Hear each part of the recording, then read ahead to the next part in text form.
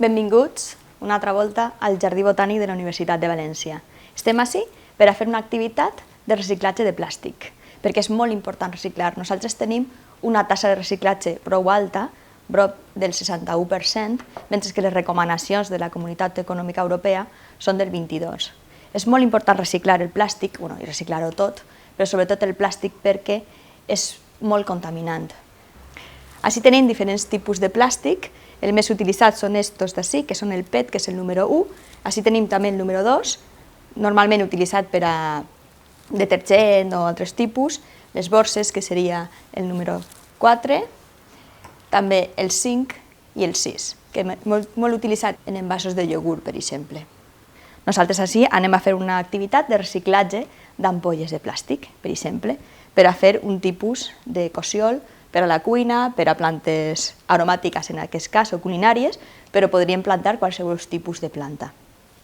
Per fer l'activitat el que necessitem és una ampolla de plàstic, unes tisores, un barbiquí, un cúter, un fil, que pot ser un cordó de llana o també un cordó d'altre tipus, i cinta aïllant, que servirà per a rematar les vores per a que no corten.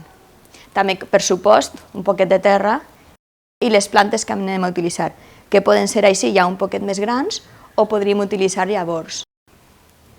Tallarem més o menys a 15 centímetres.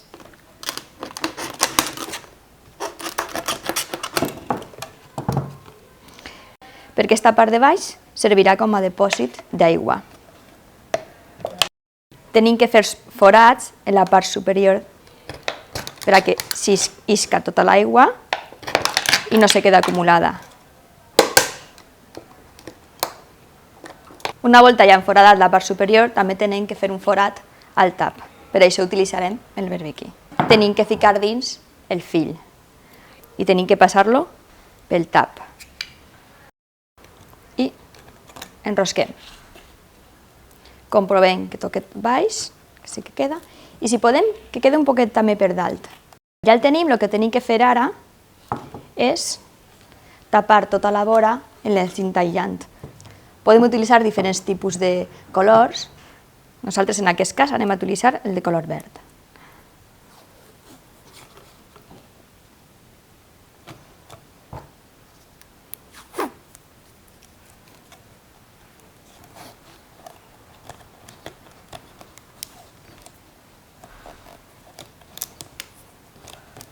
El que tenim que fer és assegurar-nos que el fil està per fora i plenar-lo de terra o de substrat. En aquest cas he utilitzat una barreja de fibra de coco, humus i substrat universal con un poquet de perlet. El que té que ser és un substrat que siga porós per a que permetisca que l'aigua es drene i quede baix.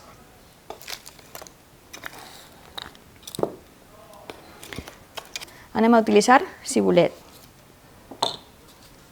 La llevem del seu cossiol, la fiquem dins, tenim que apretar i plenarem amb substrat.